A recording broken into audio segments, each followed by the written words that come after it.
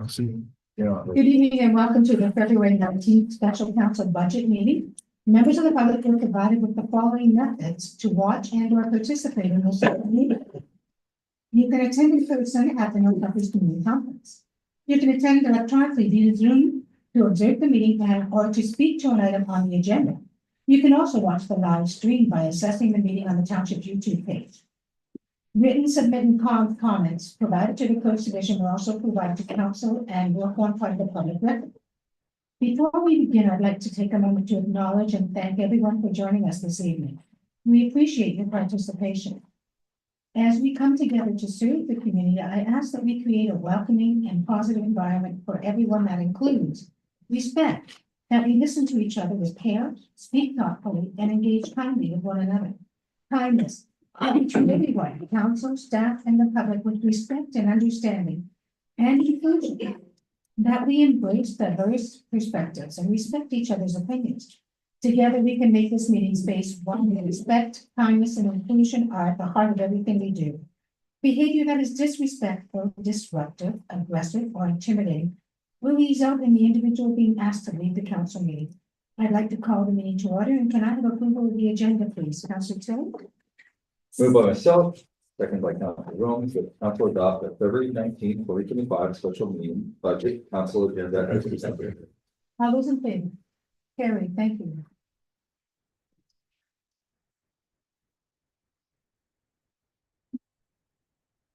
Right now, we acknowledge that the land in which we gather today is the traditional territory of the Haudenosaunee, the Anishinaabe, and the Ute. We acknowledge the enduring presence of the indigenous people with whom we share this land today, their achievements and their contributions to our community. We offer this acknowledgement as an act of reconciliation between indigenous and non-indigenous peoples in Canada. And we are moving forward. We are connecting with our indigenous partners. We are getting them more involved, and we are learning from each other, which is a real advantage for all of us.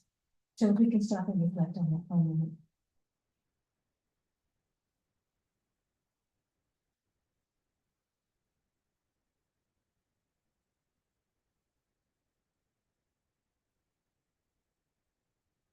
Thank you. Is there any social or interest in general nature thereof? Seeing none. Items for consideration, financial report 04/2025, 10-year capital forecast, 2025 to 2034. Christina Brooks, Treasury Director of Corporate Services, will present an overview of the 10-year capital forecast. Christina. Thank you, Madam Mayor. I'm just sharing my screen as I have a short presentation to go to start a new session.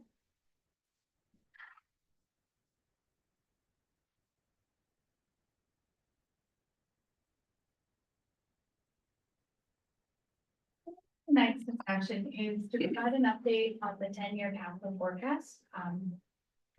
We last discussed this in August at our special meeting then. The goal is also to provide a starting point for a discussion and roundtable between council as to what you may want to see added, anything subtracted, planning changes, or changing of priorities. And then again, we are looking to help us with prioritizing projects so that we can ensure that we are in the right order for the next 10 years. And that will help develop next year's capital budget and our work plans. At the end of our presentation, we are asking council to approve in principle the 10-year capital plan. It is not committing set in stone.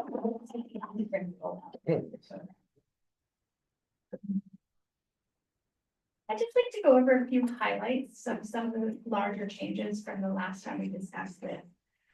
One thing you will notice is that the Twin Pad project has been updated in the 2025 year. This is not any different than what's in the 2025 capital, but we are still waiting to hear whether or not we have received the grant, the Green and Inclusion Fund grant. The cost does reflect the increases to comply with that grant program, what you saw last August. The entire project is in fact shovel ready so that we can start if we were to actually have word that we have been successful with that grant program. The other item that really significantly increased the cost this year was we looked at our infrastructure costs primarily in the roads. And we have updated to better reflect what we've actually been experiencing in the market in terms of road costs. And with the project that is funded by development charges of the Brant Waterloo Road, we have a better understanding of what those future development charge funded projects are, and that has also significantly increased the 10-year capital. The other item I'd like to bring to your attention is the phase 2 of the public works facility. Growth has slowed down over the last few years, so we have pushed that project a little further into the future. But looking at our forecasted development charges funding coming in versus the cost of that project, we are now proposing that we will need to debt finance that construction, but 74% of it will be funded through future growth via development charges, and only 26% will come up from tax. There's other adjustments where we have had better market experience or better understanding of what costs might be for our vehicles or our studies. The entire campaign has gone up just over $12 million, primarily for those three projects that I have previously been discussing. And our focus again has been the most significant aspects of our capital are on our facilities at $57 million, and then our infrastructure costs are sitting at $51 million over the next 10 years.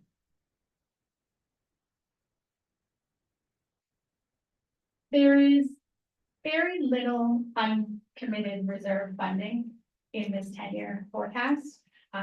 Certain reserves will be borrowing from our general pools for a year or two to actually make this work.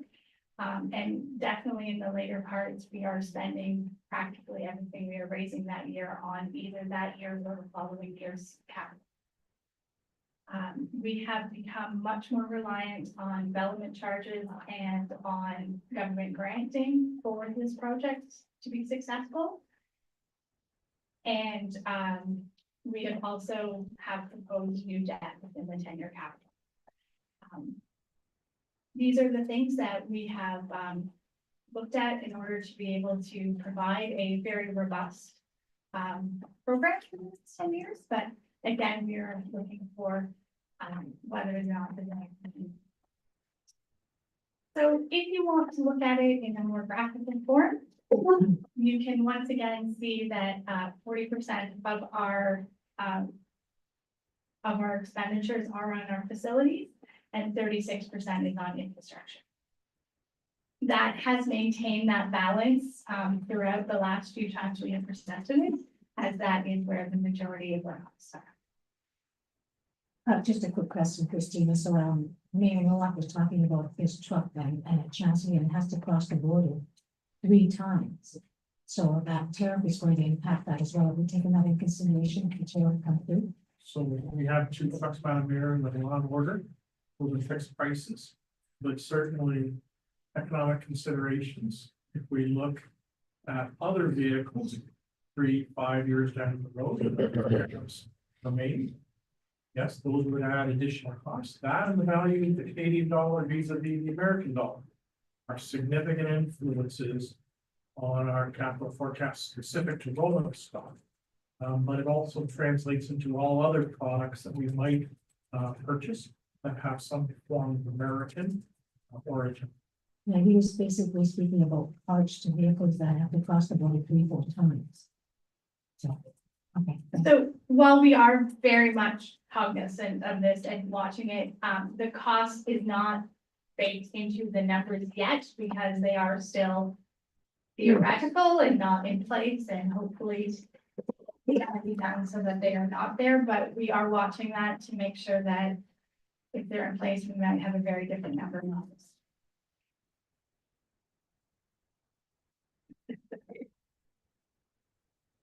The other graph that I like to show you guys is the breakdown of funding and financing. And the reason I title it that is because debt is just a financing model. We still have to fund those costs in the future.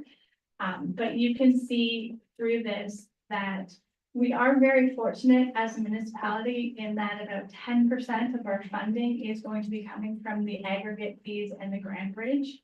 If we did not have access to that external sources, we would have to be making that up through either user fees, government grants, or taxation dollars. So that is one silver lining in this, and that we still have those streams available to us. You can see that the government grant section has expanded from previous years. And again, we have attempted to balance so that our tax rate is stable in that we are putting money away into reserves to fund those future capitals. Just to get back to the twin pad, I keep getting a hold of Brian's office to have them, the staff are chasing, bodies that do the granting. So hopefully we'll get a response. We have to remember March 31st is the deadline. That's when the budget ends, and if we haven't gotten to March 31st, it's not. So, thank you, and you have any, Anita, did you have anything? Yeah. Thank you, Madam Mayor. Through you to Christina. With regards to the government grants, the 15%, is that more heavily influenced by the twin pad, or is this something that you see like continuing throughout the 10 years that we're looking at? This is majority is the twin pad. There are a few other projects that we are hoping to acquire grants as well, but given the number that the twin project is and the fact we are looking for that 50% funding out of this program, it is the bulk of that 15%. Thank you.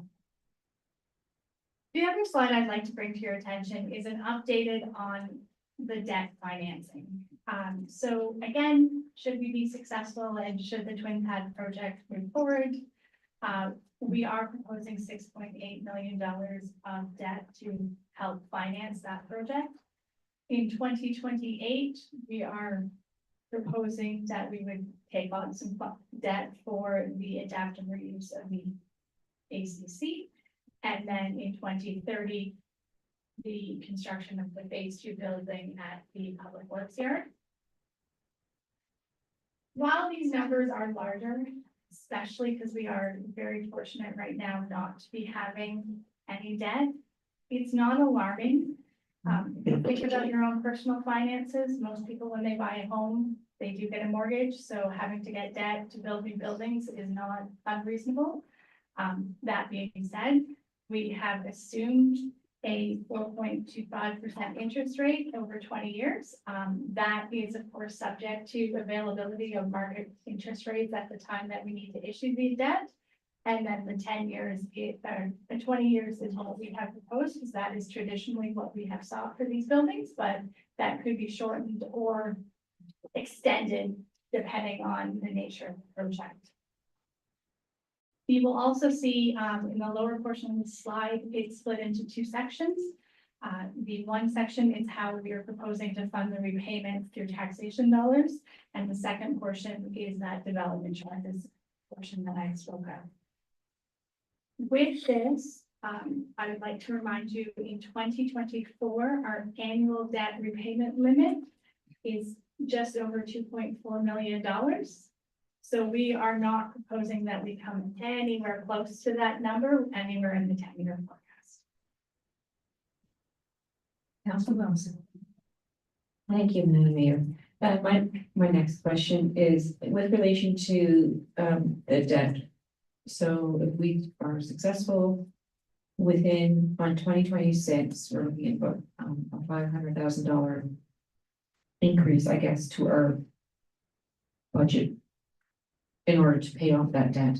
Like, do we see, I guess my question is, will this translate almost directly into a tax increase, or do we see other savings coming out so that we can kind of soften that a little? Ms. Rock, there's the only one. So Madam Mayor and Council will have available to it mechanisms as to how to pay if the principal and interest payment on an annual basis is, let's say, 500 to 10,000. Take a few pennies either side.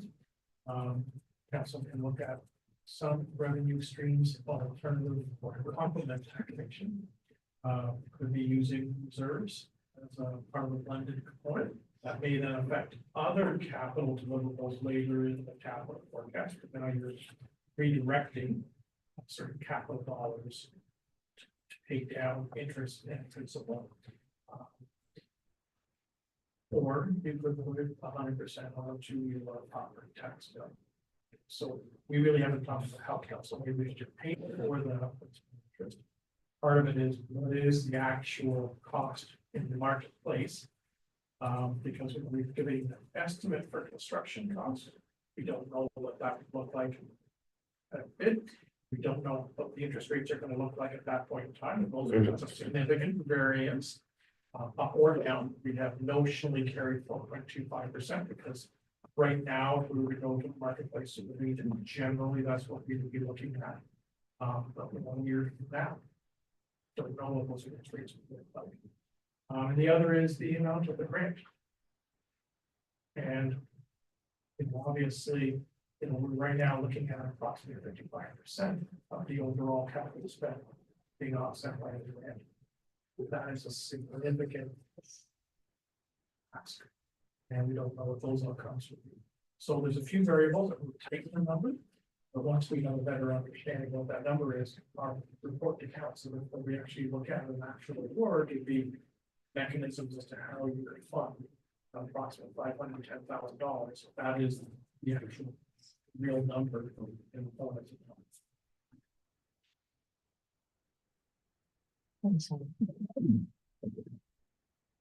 Perfect. Thank you. To expand off of the statements and the questions there.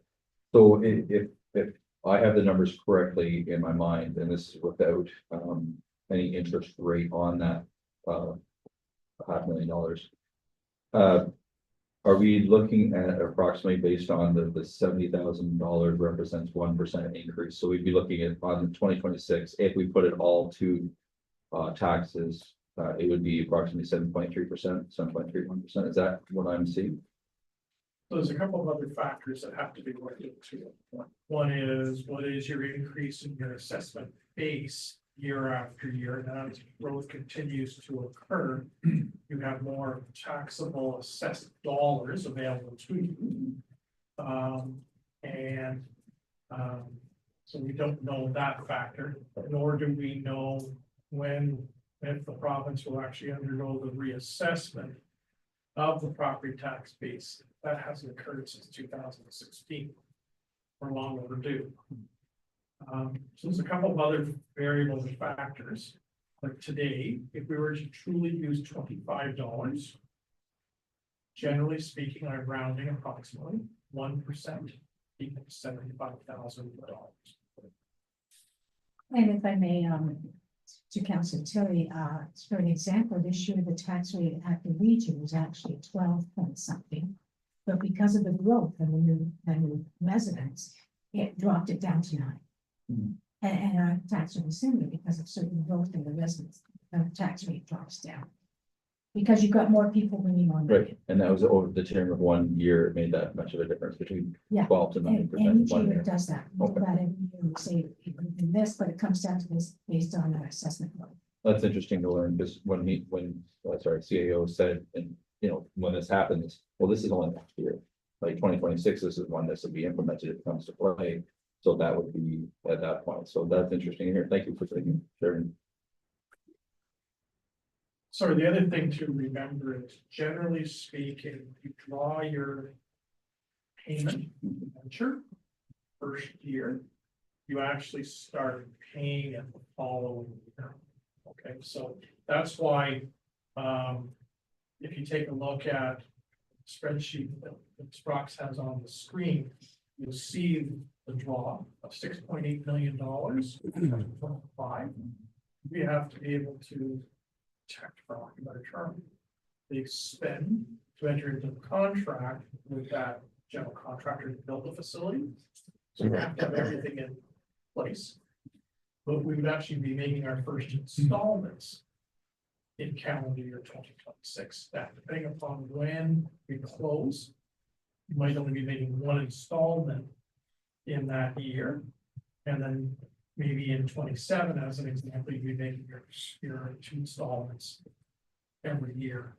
So, part of it would be, when are you also closing the project and taking possession of the keys to the building? This is assuming constant interest rate. The debt exposure of 6.8 million based on a project of approximately 20 million. Okay, so there's some variables there that we don't know, but for the purposes of the this is the best intel we have available this time. And we have not done a screen sensitivity assessment of the increase on an annual basis would be on assessment base, the dollars available, and what that would now mean on a per capita basis, per household basis, over the 10 or 20-year period is the case. Councillor Austin and Councillor Turner. Thank you, Madam Mayor.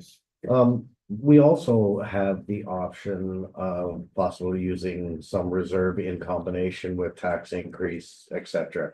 Like, I guess at the point where we know that we're maybe successful, I think that's a good time to assess what, as council, we decide we want to do. Do we want to, fund it all through a reserve?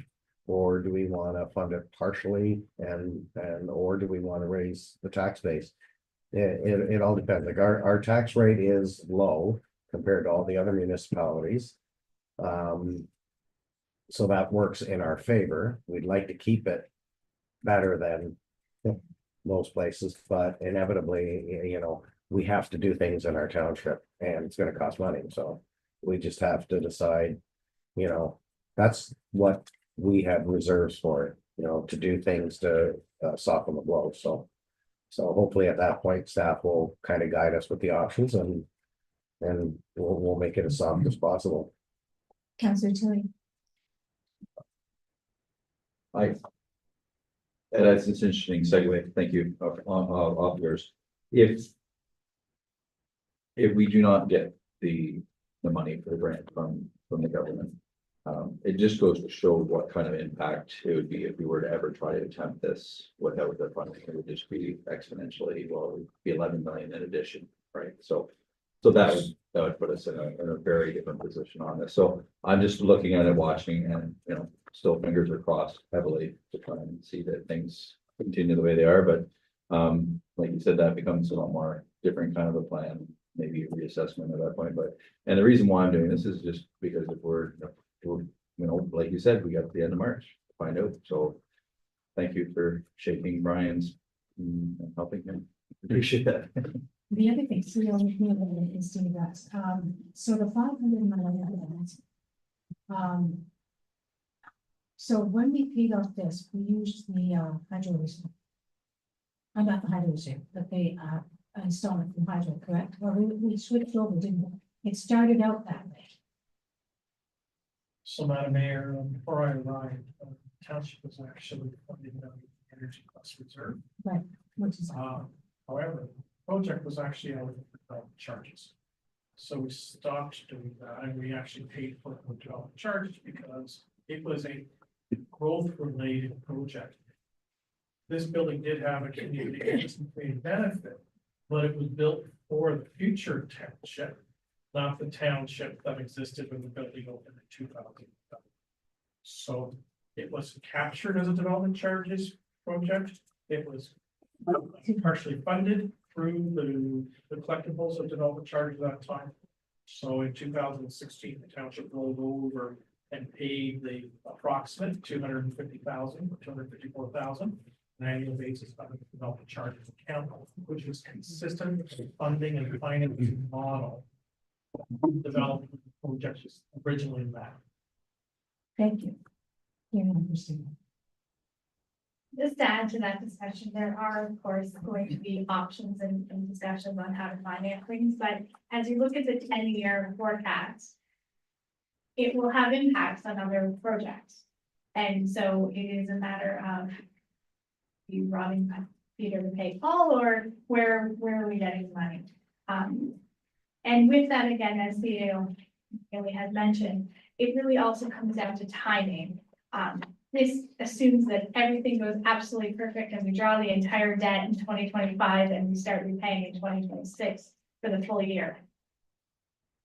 It might be that we only make one payment and then the rest is in 27, so there might actually be the opportunity to also phase in the raising the funds as well. But we will have more information on that as we get further along in that project. And that also comes into play as well, is as of today, with the rate of growth, the Public Works Development Charges account will not be able to fund the entire construction up front, and it would have to look at that, taking on debt. We are planning to go out and redo our development charges study. Perhaps growth picks up next year, so there is still the opportunity for things to change in the next 10 years. As I previously mentioned, that after my slide presentation is over, we will be looking to council to let us know whether we should be dropping projects, adding projects, changing the scope of projects, changing the timing of projects, or any other such considerations of the pending. The last slide I would like to bring to your attention is that we still have not added the NIF Bridge, which is not a road. It would only be used as a pedestrian trail, not to confuse it with our other bridge projects. But that, and these are the previous dollar amounts from the previous report. So we haven't factored that in, as council has not made a decision on that one. And then when the Air Ice House master plan is done, whether there should be something in terms of developing that park as well, that is not on the 10-year path. So we are aware of those and continue to monitor where we are at with that. Councillor Tilly. I did note, excuse me, thank you. I did notice, obviously, in the 2025 budget line, the B11, that we do have some money from the Grand River Energy Reserve, and this is obviously in preparation for that plan, I believe. Or is that, sorry, is that That's Grand for Bridge.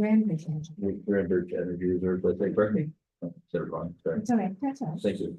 And what page are you on? So I'm on the single page, the individual for 2025. Yeah, that's right.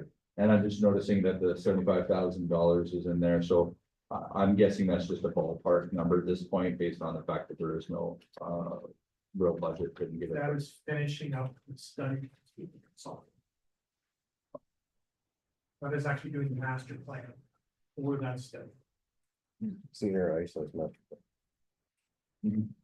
So if I understand this correctly, these are current, and we keep them and we keep looking at them. We don't give them a specific time and date. But should things change and say, that we don't go ahead with the contracts, we don't go ahead with the Olympic, we can flip back to going and looking at these options and adding them in. That's why the capital project is fluid. It just allows for speakers, allow for changes. Councilor Austin. Thank you, Madam Mayor. So when it comes to the Nifwell Bridge there, do we have to decide on something coming up, or can we leave it be? And until you know, because it may not be a priority now, but you know, maybe when we start connecting trails and stuff, it might be something in the future, because you know, it's like everything. It's like your home financing and everything. You know, you have must-dos, things that should be done, and things you'd like to do. And you know, it'd be nice to have it, but we can't have everything, right? So I think that, like, hopefully we don't have to decide on anything in the next couple of years on what to do with it. Like, it's not like it's gonna fall into the river or anything. So that's That's good. I mean, it'd be nice to do a nice rehab on it for a walking trail, but to where, like, we've got to have, you know, and have little bits and pieces throughout the township of little pieces of trails. We got to make things connect. So if it's not making sense, then back burner it. CEO McNeil. So Madam Mayor, through the council, I understand.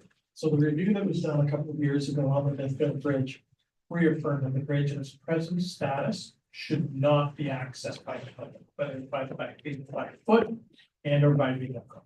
So, you know, the bridge is closed, we have fencing up, but people don't access it, there's signage, you know. So in its present form, it just exists. As the study identified, there are elements of that existing bridge that could be adaptively altered to serve the purpose of a pedestrian bridge as part of a broader trail network. Yeah. Certainly, when we look at development opportunities in Southwest Air, which earlier this year, or earlier last year, the province acknowledged would be set aside for growth through the approval and proclamation of Bill 162. You now have urban development on the south side of the Nip River coming up to literally that terminus point at the end of Nip Road, which then turns into the bridge. So we've always shown notionally a trail system coming out through the development of Southwest Air, crossing over this pedestrian bridge opportunity to connect to the sidewalk system on Piper Street.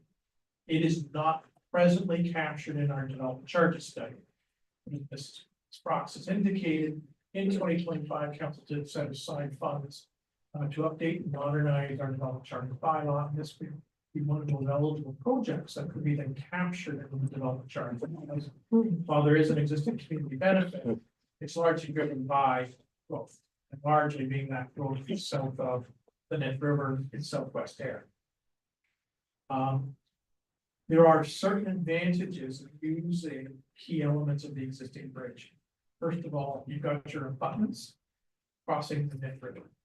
To today start with nothing, very much a challenge to meet the tests of an environmental assessment, to pick a location for a bridge crossing. So you're leveraging some historic capacity of that bridge and then changing it to accommodate undesired end use, which would be the pedestrian off-road trail. But at this point in time, council has not made any decisions. Certainly there'll be further discussions in 25 as we start to truth out and populate the development charges background study, and what that might look like. At that time, council may wish to put it into the forecast so that it's eligible to be funded in part through the development charge. But that doesn't necessarily mean it will deliver in the immediate future or within this 10-year period. Thank you. Carry on, Christine. So that reaches the end of my slide program. I am now at proposal to talk about any or all of the projects listed in the 10-year capital. I'm leaving it at speed now. So I'm gonna say a few things before we get started. Number one is, all of the other municipalities have done their tax increase, but put a separate amount in to cover expenditures for the 10-year capital forecast because costs have gone up tremendously. That is an option to us if you want to consider it. It's open for discussion. The other thing to remember is now you realize how fluid the 10-year capital forecast is. Because it's so contingent on other factors that we can't say this is going to happen in 2026, 2027. But this is the plan should certain things fall into place. And so it's a fluid document that we make changes to regularly or look at different avenues of pooling of funds so that we can make certain things happen. And that's the discussion this box is asking us for tonight. How do we see that we want to change this right now, or do we? Do we want to leave it as it is and wait and see what happens? And then change it down the road based upon outcomes. Councilor Osmond. Thank you, Madam Mayor. I'm happy what staff has come up with. Staying within the parameters of what's comfortable for us right now. As you said, the fluid is document things. As we've seen in the past, things get added, things get pushed out all the time. So it's not the Bible, it's something that that gives us a template and gives us realistic goals. It's great because, you know, back in the day, we never had that. We never, okay, well, we need this. How are we gonna fund it? How are we gonna do this? Like everything was kind of, okay, here it is now. We need to do something now. So how are we gonna fund it? So now we have this 10-year capital forecast, which ebbs and flows in different directions. I mean, we can sit and hypothetically say, well, what if? And what if, and what if, like, we could do this for the next 4 hours, saying what if. But I'm happy, yeah, I'm happy with what is on paper right now, knowing that it could change next year. And that things are subject to funding and grants but if, you know, if we're trying to guess what's gonna happen now, just in case, then I mean, it's all useless banter because we don't know. It's a fluid document. I remember way back when I first came on council in 1997, and we put off the workshop, and it got put off every year until this last year. So that's how long we put it off, the workshop. Oh, okay. We put it off every year because of that. We had a 10-year capital forecast, and it just, the numbers didn't jive, so it got pushed off and pushed off. You know, ridiculous amount of time. So I'm really glad that we moved in that direction, and I'm glad we're looking at things realistically. I think we take a deep dive. I have a great deal of respect for my council. I think they do the right things and we come from the right direction. Any other comments? Council Wills? I had a specific comment about the item around Reedsville Road from Brentmore Road to Wrigley Road. So we're going ahead and doing the engineering design this in 2025, which is great. But we're really moving out of road reconstruction a fair amount. It's more Sorry, what item? What do you mean? Yeah, what item? on page 10. Page 10. It is about from the top 10th or 12th there. It's there. Reedsville Road, Great Murder Road to River Road. The engineering design is being done this year for 310, and the road reconstruction has moved out from 2026 to 2029 for 3.9 million. Reedsville to, It says road reconstruction is the first part. It says, and it says Reedsville Road, Grant Waterloo Road to Wrigley Road. okay, I'm with you, thank you. Yeah, so this is where Willowball is. So I'm concerned about us moving this far out. Is there a way that we could potentially pave some of the road that comes off Wrigley? Particularly, I'm just thinking about all the visiting traffic that we do get there. It is a bit of a tourist attraction. And so I was wondering if there was any possibility we could kind of still do something in 2026, even though it looks like the bulk of the project has to be built. Thank you. CEO McNeely. So Madam Mayor, Council Williams, you're quite correct. The actual construction phase was pushed out a couple of years. It was pushed out, two key reasons. One was cash flow. It is a development charges funded project. And we just don't have the revenue in hand to be able to fund the project based on that order of magnitude. The reality is, over the last 2 years, or year and a half, but I'm looking into 25, so when I say 2 years, I'm looking into 25. The rate of growth has slowed down, and therefore the corresponding amount of development charge revenue we're collecting has dropped. So it's that balance between need, because the overall rate of growth is slow, and there's a development charge funded growth related growth project. Because that need terms of demand and additional traffic is slow.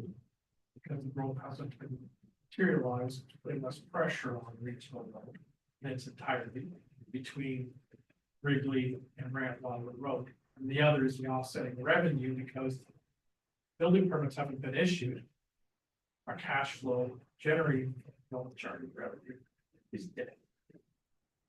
So one of the things that we could ask of the consultant is when they start doing their design, we know that there is no land acquisition required from Wrigley Road to, let's say, 30 or 45 meters south of the existing Global driveway.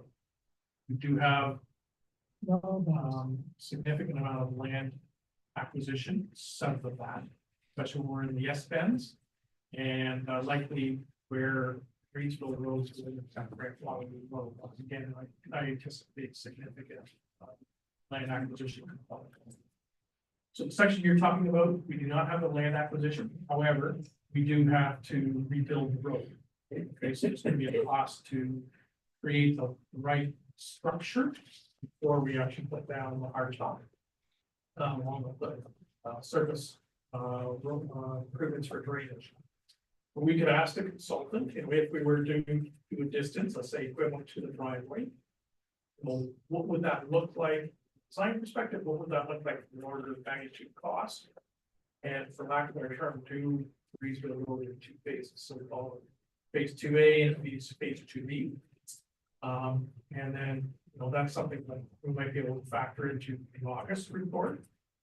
Think about how far along the consultant is at that point in time, or it could appear as a discussion item as part of, literally a calendar year from now, as we're doing the 10-year forecast in 2026. So it will be whenever that information is available, but it's something that we could look at and provide sort of a bridge to fast track the portion of that build. And I'm going to suggest being the more simpler aspect of that Penny Brooks construction. And see, I would really take into consideration going down to Rural Brothers, because they've been asking for like 30 years. So we could take that into So consideration. the problem with that is that we are in those aspects. Yes. And then we have, it's the land acquisition in terms of Yeah. negotiating and securing it, and then the bill. That's gonna be a significant portion of the overall spend. We have to get the road, the future road, away from the wetland feature. Yeah. And we have to smooth out that curve, it's very, very severe right now. So, that would be an expensive portion. You're probably at that point, almost 60% of the linear length of Reedsville Road, if I'm looking at starting at Wrigley. Councilor Austin. Thank you, Madam Mayor. The only thing with that particular road is, it's not a very populous road. It's not a very busy road.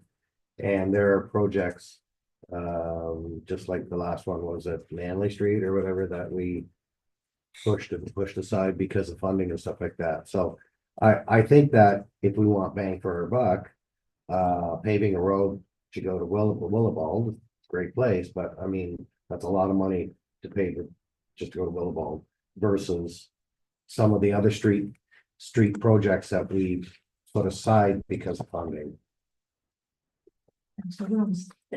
So we're also putting this one aside because of funding. Yes, Um, but you're asking. what I would like to see though, is the consultant's thoughts about doing this in phases and whether or not it makes sense. I'm not saying we need to change this right now. I'm just saying let's consider it and see where it makes sense at that point in time. And also, I thought the Laurel Brothers is before the S bend. The driveway into their business is before the S bend. It's up at the top of the hill. It's at the top of the hill. Yeah, it's before the S bend. Yeah. Laurel Brothers isn't down in, no, it's up at the top of the hill. I'll quickly pull through a map. I'll give you some of the wetland area. I didn't think so. No. Willibald's the first driveway you get to when you Yeah, turn off. and So, then Laurel's just up a bit on the opposite side. Anyways, any other comments, councilors? Councilors Hill? Two items in the infrastructure that I'm noticing. One is obviously the costing of these roads, and I know we don't have to stop full attention, but I think it's more of a council discussion anyways. My concern is that we have degrading roads and I'm looking at our 10-year forecast. And I know it's already, in some years, it's very aggressive, like almost $7 million in 2029. And some other years were much lesser than that. But I'm wondering if how fast and how far this linear road is gonna get out ahead of us, like the costing of the repairs. Because every year we wait, we're finding it more and more expensive. Like I was speaking to the CAO, there's the options to do a resurfacing where you actually reuse some of the material and it ends up being a good product, but not quite the same. So we can do some stuff, but my concern is that some of these projects and even the ones that you're both mentioning with Piper Street and then there's the one out there and all these roads, are we sorry, It was Hall Street. oh, Hall Street, sorry, Hall Street, thank you. It's Manly. And Manly as well, okay. So there's all these projects that, and we're continuously saying we don't have the money for it. Maybe we need to just realize that we're gonna have to start biting the bullet on this and put more money into it, because there's other projects too that can be more cost effective for the township in the work way, meaning grading of Ward 4 roads that have to be done perpetuously because of the fact that they're not finished, they're all gravel roads. And I think that's, if I've been corrected, about $30,000 to $40,000 a year we're spending just to maintain those roads, with getting nothing out of it other than not potholes. And then there's these other roads so I'm not saying that I want to spend more, but I guess I kind of am. I'm saying because obviously this is a point of view that we're not meeting the needs that we need to. We're doing a lot better than what Councilor Osmer said that things were, how many years ago? Like 8-10 years ago, it was just like a lost situation, even longer. Okay. So we're doing good. And I don't think that's bad, but if we see it and there's a problem that maybe we've already identified it and projects keep on getting postponed, maybe we do need to put more into it in the future. And I'm not saying hit it with 2025, but maybe we need to see that as something and maybe bump up some more. And I'm not a spender when it comes to this kind of stuff. It's perpetually the same. It's the same thing over and over again. So that's my thought I'd like to throw for council to discuss. Thank you. So, you were on council when we did the 10-year plan. We hired a consultant who looked at all the roads and said, this is what you should do in this order. Mhm. And this is why. So we've been following that. And I believe we're up to that soon. See on the meeting? So, Madam Mayor, we did our first stage of the infrastructure roads in 2016. And then we did it again in 2021, 2022. And it's actually in this year's capital budget to look out another 10 years. So obviously it'll take our current index and whatever capital improvements we've made over the last 5 years. But it does give us that extra 10-year snapshot, and we do rely on it on the projects. Councilor Tilley is correct in that we are spending a certain amount of money every year to index it. Generally speaking, in a rounded number, it's about $2 million on resurfacing. And years where we've got the bridges are a big number, we subtract that out of that budget. So what it means is we're still spending generally the same amount of money on a linear construction system.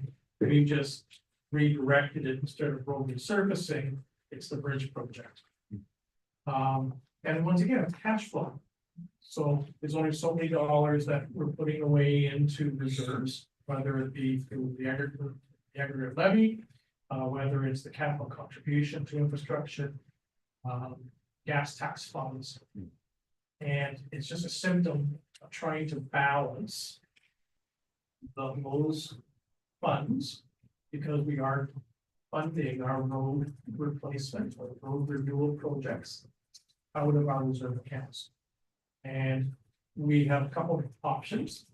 Yes, we can look at alternative technologies.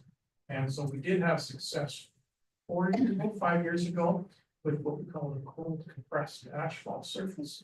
And we did it as a bit of a pilot project. So these were, the Cahoon, Thompson, Elliott, Wilson roads. There we took the old asphalt, pulverized it, and then we put this cold compressed asphalt, and then put a micro surface on top of it.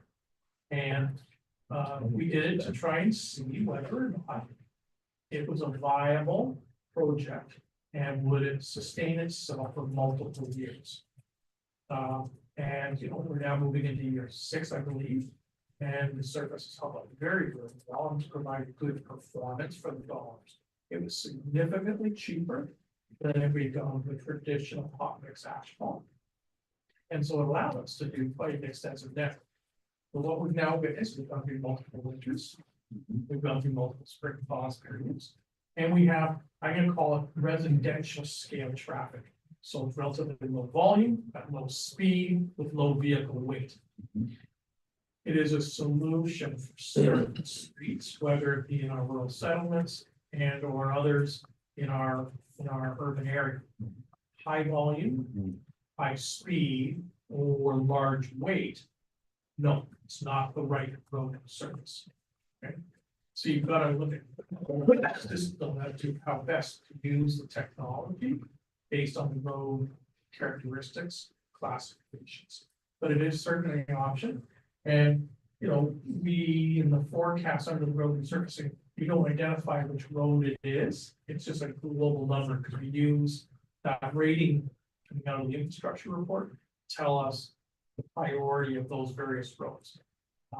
Certainly, when we look at the state of the infrastructure, there are certain roads where we have 150 millimeter thick asphalt surface.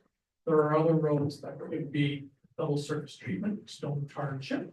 There are other roads that could be the cold compressed asphalt.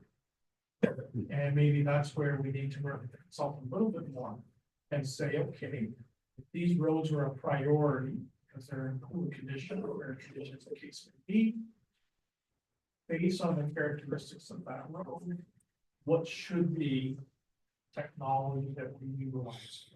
And you know, we're constantly looking at new emerging products as they come out and whether or not they're appropriate. So there might be something that comes along the marketplace 2 or 3 years down the road that might have a commercial application. You know, we need to assess that as we continue to evolve and look at our capital infrastructure program. We need to be smarter with our finite dollars, and not everything needs the gold plate treatment, because you'll never truly get your value out of that road. And maybe there's another alternative that's just as good in terms of its life cycle, but at a more cost effective dollar spent. Ms. Blackson and Ms. Lawson. Thank you, Madam. I did listen to what council had to say after the discussion at Hall Street at the last council meeting, so I did look to see where we could move things up. So one thing you might not have seen, but Butte Street, we moved back forward in the capital forecast to try and deal with it earlier. As CEO McNeely did say that those bridges did come in as significantly higher and a lot faster than we had originally anticipated. So that is where our dollars are going. But to Councillor Tilley's point about putting additional monies away, in 2025, we're proposing $245,000 into the infrastructure reserve. In 2034, we are proposing 1.4 million. So again, we are anticipating a lot of assessment growth. That is not just, you know, jacking up the tax rate. That is more people paying in, but understanding that costs are going up. So we are trying to balance that between the two. The one thing you might have noticed is in 2028, our infrastructure reserve actually goes negative that year. So I couldn't quite come up with all of the dollars there, but we should be able to borrow that internally for 1 year to make those necessary projects happen. Councillor Lawson. Thank you, Madam Mayor. And the other thing we have to remember is, we've voted on a couple of projects that we have amalgamated, where we've had them separated, do one this year and one next year, but because of favorable pricing, we have put them together, so they also come out of some of the years that we would have done it because we've already completed it because of the pricing factors. So things like, again, in and out of the 10-year capital forecast have moved around. As we have done that, I think we just did one earlier this year. Where we did two projects in one instead of just one, because the contractors here said, hey, let's go and give you a better price and off it goes from 2025. So again, we'll be speaking about the fluidity of the forecast, which is what it is. And even in that motion, it says that to adopt in principle. So are we ready for the motion? Councilors? Councilor Rose is your motion. Please.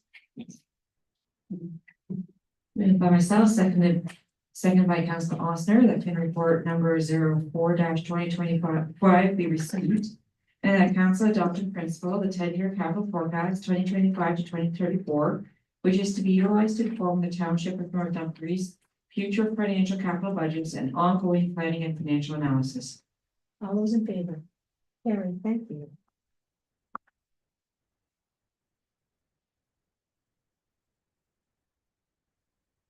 Thank you. Well, then, Ms. Brown, you can be at the side of the leaf right now. Department business plans, CEO McNeely, Chief Administrative Officer, will present an overview of department business plans. CEO McNeely, you're on.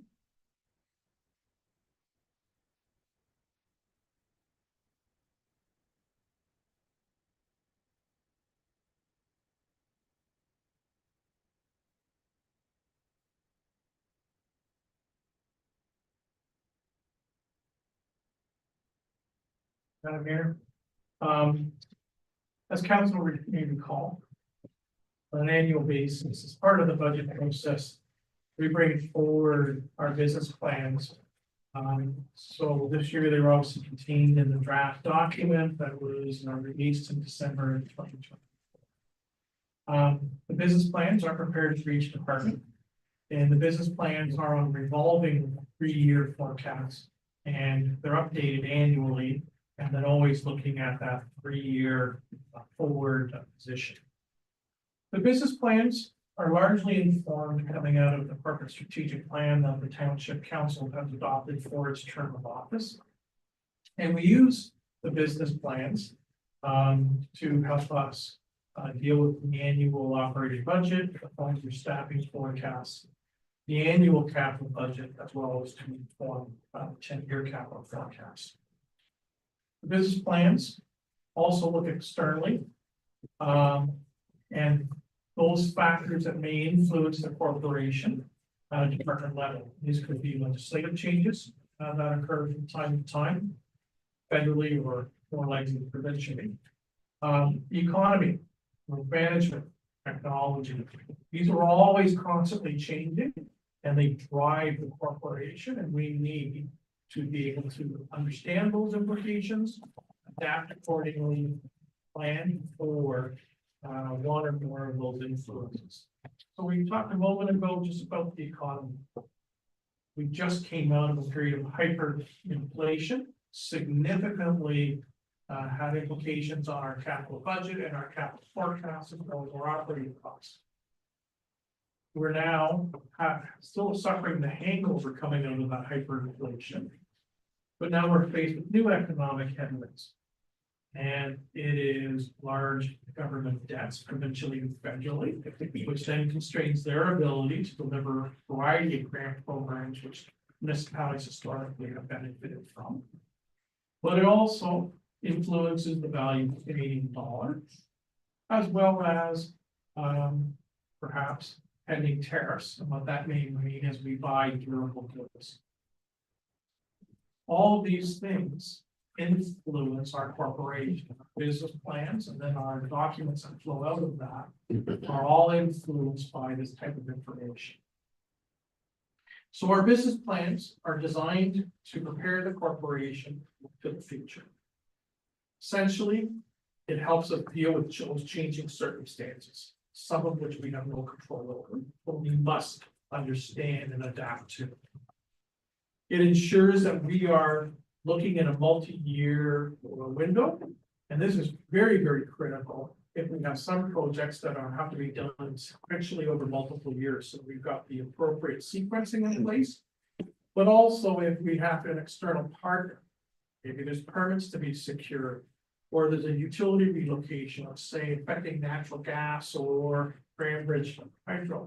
We can inform them in advance and it allows them to schedule their work to be coincident with our time.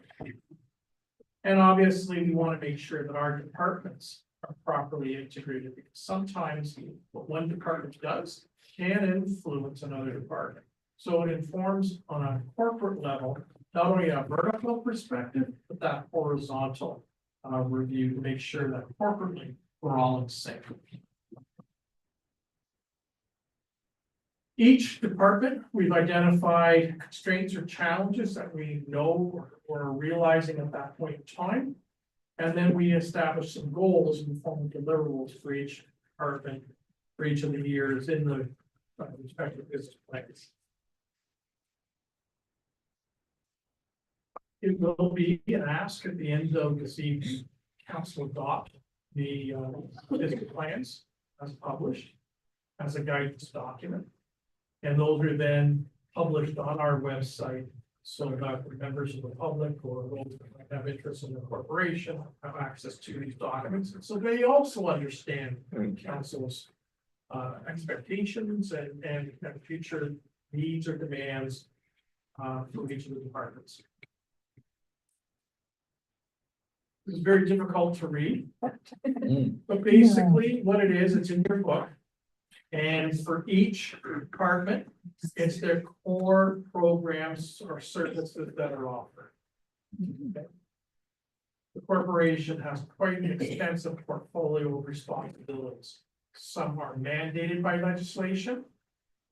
Others are core services that the municipality delivers, support programs and services to support either businesses or residents. We're going to start with the Office of the Chief Administrative Officer. So some of the key issues or challenges that we face are the need to continually adapt. We have to be flexible, but it's important that we have a culture that looks to the future. And this is especially prominent when we have to deal with not only dealing with the historic issues facing the corporation, but as we respond to growth, both on residential and non-residential, so that we can properly plan and we can implement programs. If we don't understand that context, then we will be flat-footed. You will have people in this room saying, we're here, why aren't these services or programs available? We need to recognize township as a corporation, as individual departments. We need to embrace change. Change is occurring, whether we're part of it or not. We need to understand that change, and we must do it in a financially accountable fashion, be environmentally responsible, and we need to be focused on those desired outcomes. So when we develop a program or service, are we actually achieving the desired end result? If not, we revisit, retool, and change accordingly. We need to acknowledge that we are not an island unto ourselves. There are factors externally, whether they be at the provincial level, regional level. And when I mean region, I'm talking small R, so called Southwestern Ontario, or Canada-wide. These influence the township and how we operate as a business. Council has adopted the principles of the transformed WR document, which had some very aggressive targets to reduce greenhouse gas emissions. So we must look at how we as a business change the way we conduct programs or services, modernize our buildings, change our corporate fleet, all with the intent of trying to be more responsible as it relates to greenhouse gas emissions. We also must look at the influences of climate change. So think of summer seasons. I know it's difficult to call the snow on the ground, but think of those microbursts, those heavy, heavy rains that we have. They're increasing in their frequency, and the volume of rain that's occurring with these events. We need to make sure that our infrastructure, principally our stormwater and storm sewer network, it's hard to deal with these realities. And finally, we have significant changes that occurred at the provincial level. In the last 2 to 2.5 years, the provincial government has basically rewritten planning policies or programs that have existed for over 40 years here. And with those changes, we need to respond accordingly because under legislation, we're mandated to. But it has significant implications in terms of now expanded roles and responsibilities, programs that we oversee, how we would deliver them, the timeframes in which we have to deliver them. And it then has an implication both on expenditures as well as revenue opportunities. So this is just the organization chart. So I am responsible directly to the mayor and council. And then each of the 5 departments that you see on the chart, I'm responsible to coordinate and administer each of those department functions and ensure that the key policies, procedures, and objectives that council articulates, whether it be through the corporate strategic plan, your annual budget, or other similar instruments, are properly delivered through each of those 5 line departments.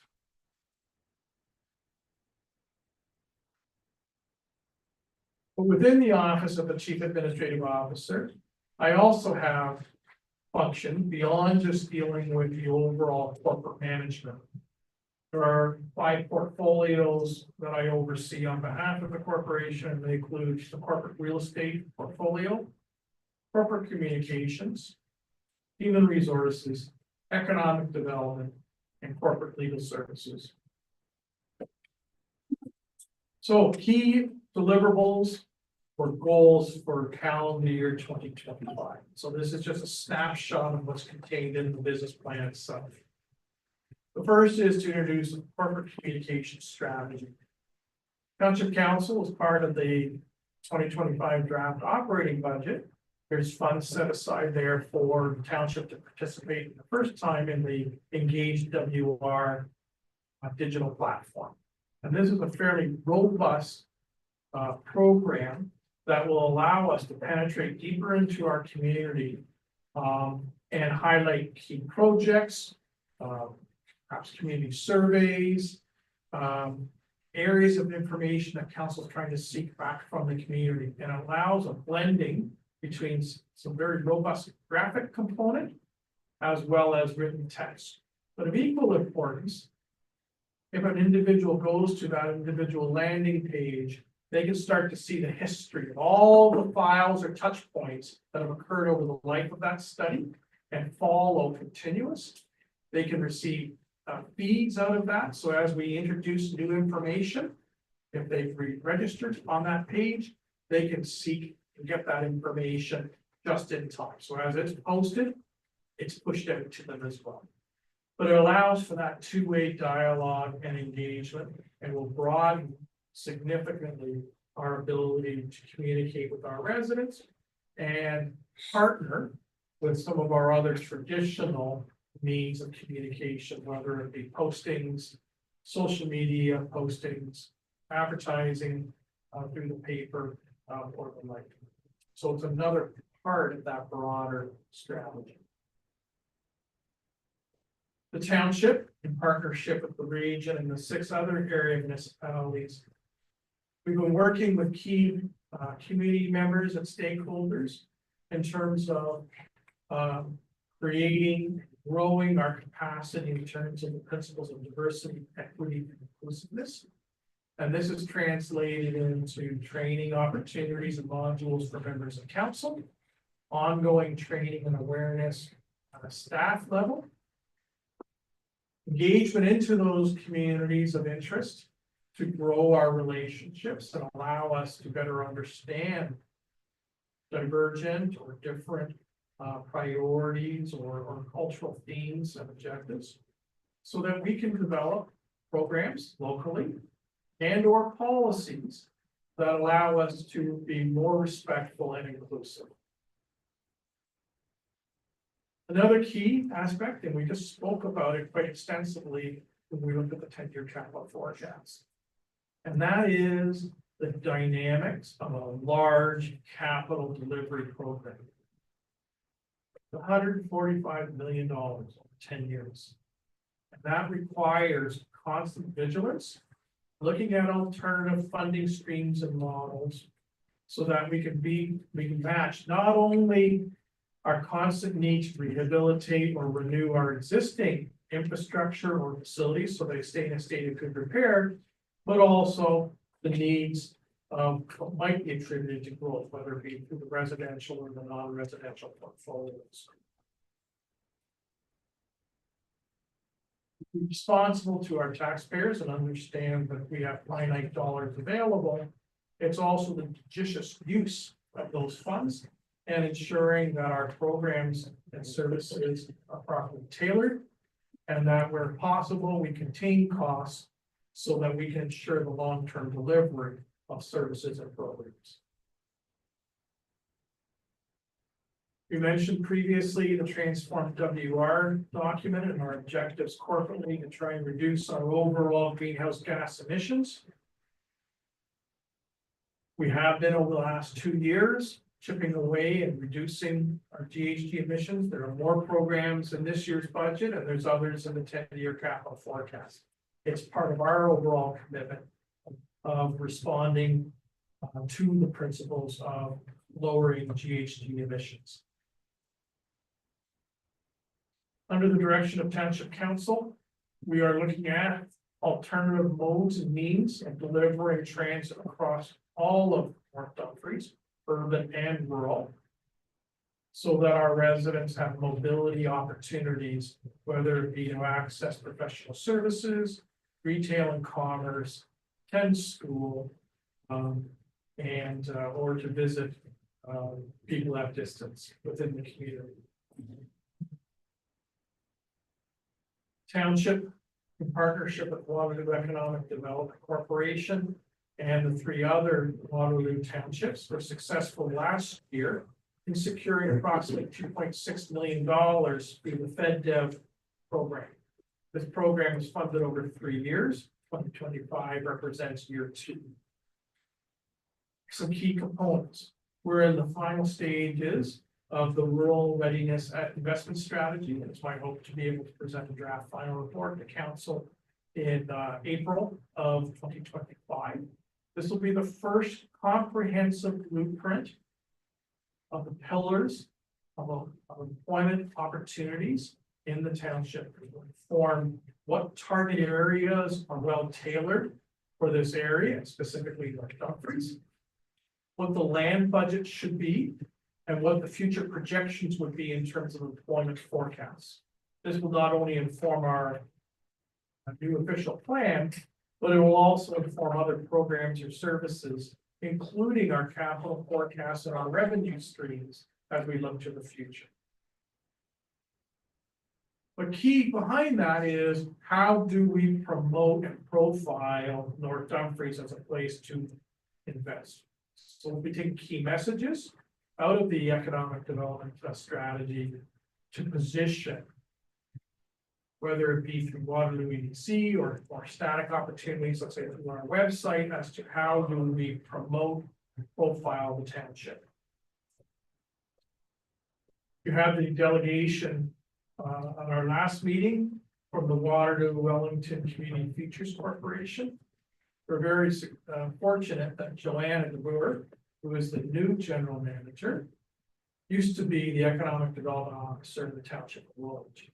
She understands rural Ontario, but more importantly, she understands rural Waterloo region. And so, having Joanna in that position is of tremendous benefit to us. Now it's up to us to work with Waterloo Wellington Community Futures to try and bring some programming opportunity directly into North Dumfries, whether it be through virtual workshops, profiling it better so that our small business owners know how to access services on a one-to-one basis, or potentially to have actual workshops or forums hosted here in the township to support our small business community. The next department that I'd like to focus on is the fire department, emergency management. So some of our key challenges that we face, recognizing we have a composite fire department. 1 full-time staff, 36 part-time volunteer community individuals. So just the reality of the goodwill, the passion, and the time commitments of these part-time volunteers are willing to put forward on behalf of their neighbors. However, creates other challenges. And, we have legislative commitments that we have to meet. The legislation doesn't say, oh, volunteer departments are treated differently than a career fire department. It's the same standard. So now it's trying to make sure that we've got the right mix of individuals. And in the case of fire prevention, it's having the properly trained individuals that can undertake all of those legislative inspections. And as we continue to grow, those buildings increase in number. We need to recognize that public education and outreach is a growing requirement.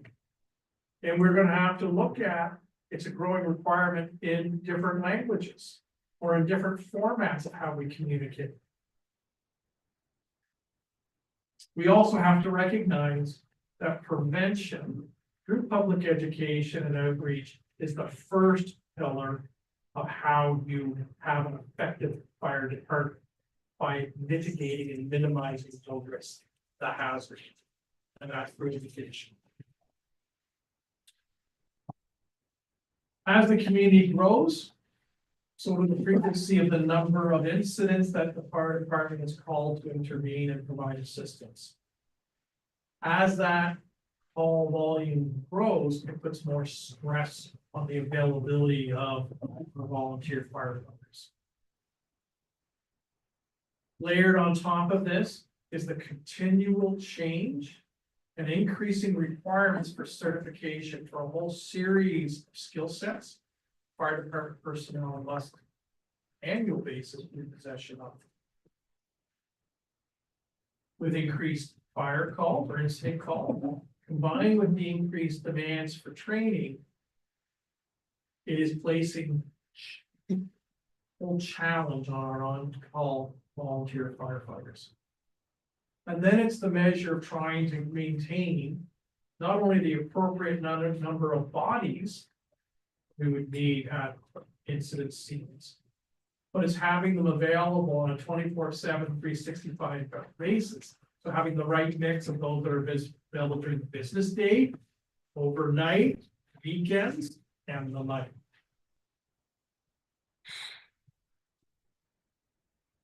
We need to ensure that emergency management planning, preparedness is part of our culture.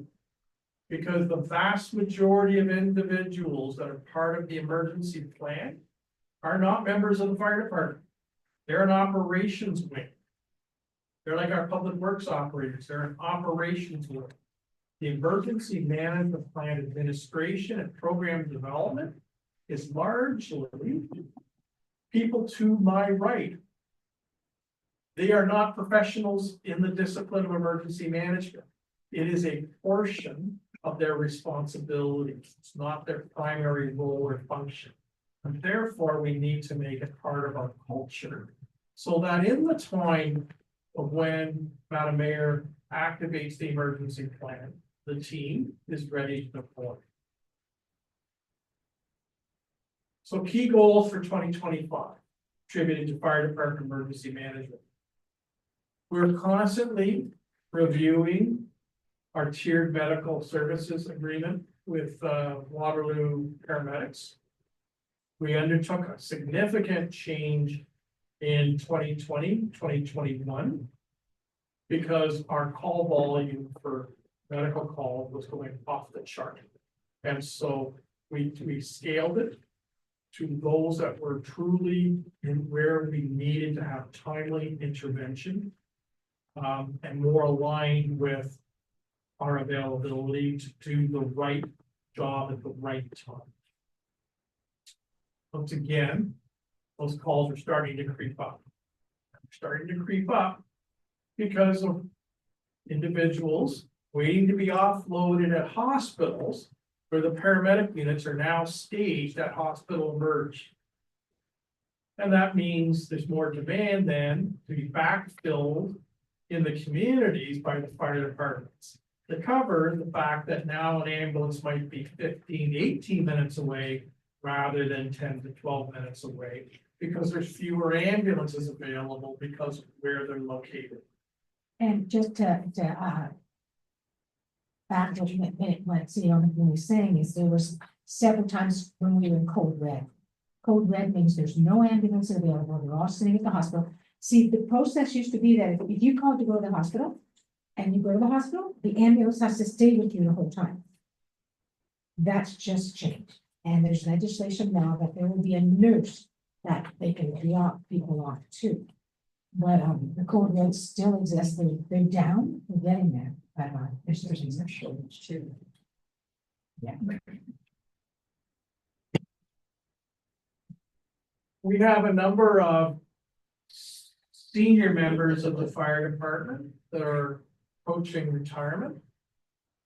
We've been identifying and grooming individuals as candidates for being future officers. And their training and certification to comply with NFPA 1021. This is a multi-year project and it continues to be developed and rolled out. NFPA 1035, while not a statutory requirement under current provincial legislation, it's moving that way. And this is the public education campaign related to fire safety. We are moving very quickly to complying with NFPA 1035 for programs that have been developed under the leadership of Deputy Chief Eric Yates over the last 3 years. That work continues. We propose to update the emergency management plan. We did a lot of that work in 2024. We're doing the final touches on that now. Province, mid-year 24, identified that it was going to be undertaking changes to the enabling legislation. That was finalized in the very late fall. And the work that we've done continues to align with the revised provincial enabling legislation. And so we'll be bringing that forward shortly for the consideration of township. We have long-standing agreements with both Brant County and the Township of Blandford Blenheim, where we provide first response into those respective municipalities. We need to update and modernize both of those agreements, as well as the financial recoverables in terms of service rendered in our support to those two municipalities where we provide first response personnel and equipment. And this is the organizational structure for the fire department. So the fire chief CMC is the only full-time posting, and every other position you see in this organization chart is a volunteer on-call individual. Councilor Wells.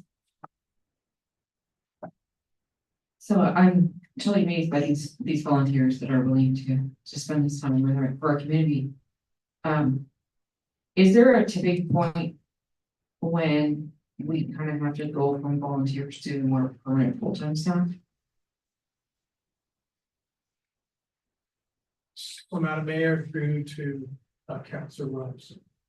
I don't see that tipping point in North Dumfries at this juncture in time, nor do I see it if I look out 5 to 8 years from now. If a couple of things continue to stay in place. One is permissive legislation, which the the conservative government brought in their first term of office, which was allow career firefighters the ability in their community in which they reside to also be volunteer firefighters. That is critical to our success. I believe we have now 13 individuals on our fire department that are career firefighters in a larger city center in around our community. We have been successful because of the training offered locally in our department, that some of our volunteers were then actually hired as career firefighters in other communities. So when you think about that for a moment, about a third of our current roster of volunteers are career firefighters in adjacent communities. It brings this tremendous amount of depth and skill set to our department. If I may interject. Not only that, we train our officers so well that they are sought out by full-time departments. See what I mean there? So the other is, and I talked a little bit about some of those stressors. It's making sure that our volunteers have the appropriate support, whether it be a robust training program, whether it be access to certain counseling services. There's quite an active social calendar that's operated through the fire department to engage the families as well as the firefighters. It is recognizing the significant contribution that they do to our community, and it's through a good recruitment process. So we're hiring the right kind of people that we know are well suited to the dynamics of being a volunteer firefighter. So, given those aspects, we certainly have a strong foundation to build from. And our last recruitment class, we had 36 or 37 individuals actually apply for 4 openings. It was a real tough time to get down to 12, let alone down to the final 4. And some of those individuals that didn't make this cut, we actually sat down with them as after action interviews, talk about where they could make certain improvements. So the next time we go out for recruitment, and generally we go out every other year, they would be better positioned the next time around. So we try to continue to build those bridges because they may be the candidates in the future. So turning our attention now to engineering and public works. We spent a significant time when we talked about the 10-year capital forecast about our ability to maintain, rehabilitate, and replace our linear infrastructure and its financial challenges. It's a financial challenge because of the accelerated deterioration grows exponentially as the infrastructure gets older. Our climate is very hard on our linear infrastructure system, and this is compounded by some of the elements associated with climate change. Our costs are going up substantially. We are indexing our renewal for our infrastructure at 5% per year. So it's actually outstripping inflation. So while you are putting more money into your linear infrastructure system, it's being eroded because of the increasing cost, whether it be for a kilometer of road resurfacing or a square meter of concrete associated with a sidewalk system or something similar. We are witnessing increases of growth on our infrastructure network. And sometimes this has nothing to do with North Dumfries. It's background traffic to the north or south of us, flowing through our community. It places additional demands on our infrastructure. It reduces the life cycle of some of our roads or increases traffic on, let's say, gravel roads as an example, and may accelerate the timeline when we have to convert it over to a hardtop road surface. And then there's the integration of new infrastructure, sometimes attributed, let's say, to our subdivisions, dovetailing with some of that older infrastructure, because sometimes it triggers then off-site infrastructure improvements within our existing linear system to handle let's just say stormwater runoff as an example, blending the old with the new. We are also transitioning from strictly a road maintenance division to a more fulsome and proactive approach of managing all aspects of the linear infrastructure network in an integrated fashion.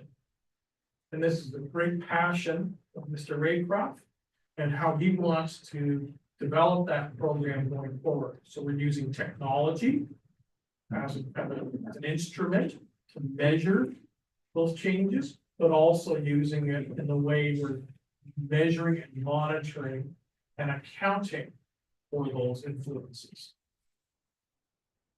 We mentioned a few moments ago the need to harden the township linear infrastructure because of climate change. And specifically, if I look at our storm sewer or our stormwater network, it is the challenges of some of these heavy rains or the frequency of these heavy rains. So think about whether it's on roads, on ditches, our storm sewers, or our storm pond facilities themselves in terms of the capacity of how they hold water before it's released into receiving streams as a potential end result. So some of the key goals and deliverables for 2025, roadside brushing policy. Across our rural community, we have extensive elements of brush, small growth, shrubs, scrub brush.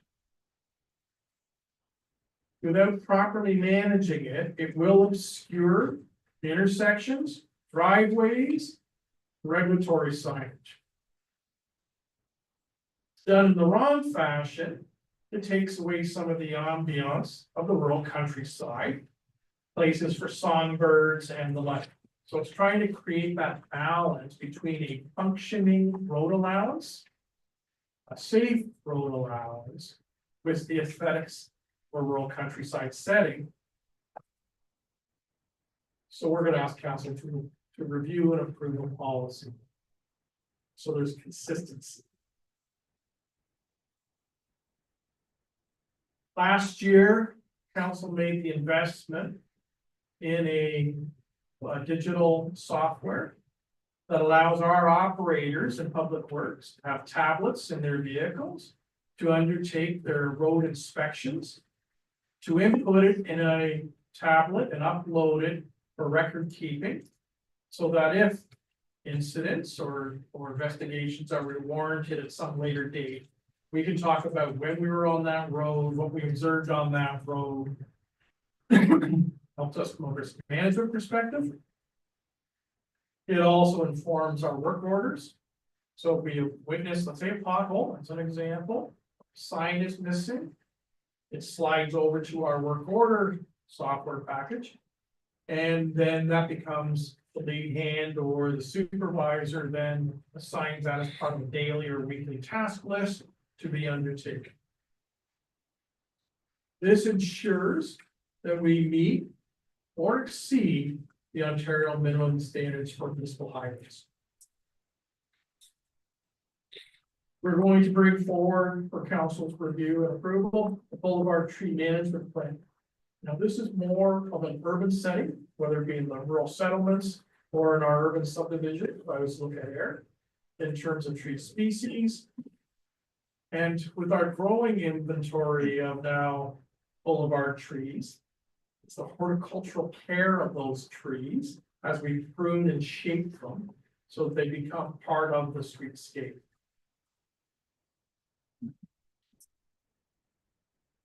Council provided last year direction that you wish to cross the community of air for an analysis of how do we better regulate where street parking occurs and where should it not, because of pinch points at certain locales or the narrowness of the right of way and the potential that it blocks vehicles, including emergency vehicles. Last year, the support of our engineering consultant, Burnside, started to update, modernize our engineering standards manual. And this is used to inform future road-related capital projects, but also to inform our subdivision standards, whether it be the employment areas or residential. But it creates consistency. But it would also allow us to embrace some of those changes associated with climate change, so that we're incorporating our best practices, looking to the future as part of either new infrastructure that will assume responsibility for, or as we rework and realign our existing infrastructure.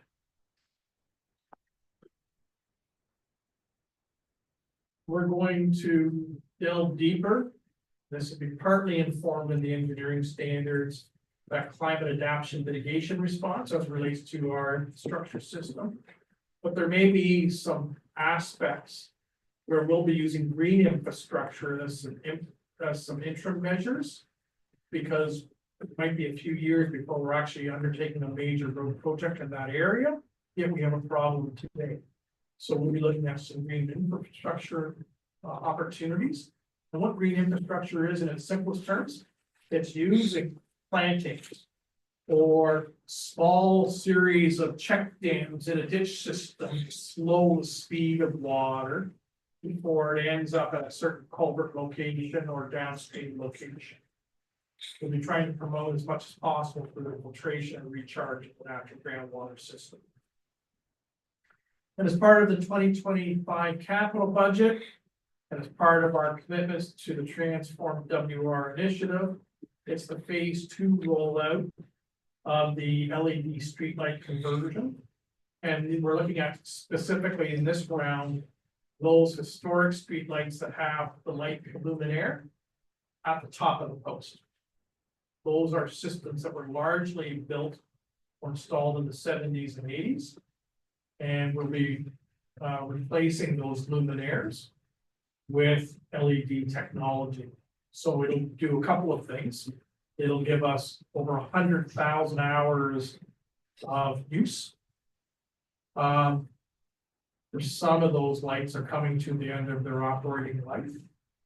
In other cases, it actually reduces our overall energy demand, which then translates into a lower street lighting bill on an annual basis, as well as reducing GHG emissions in terms of the demand for hydro through off-site generation. There's about 170, 175 lights that are left. And with the completion of this project, every street light, urban, rural, countryside, will be part of the LED technology systems.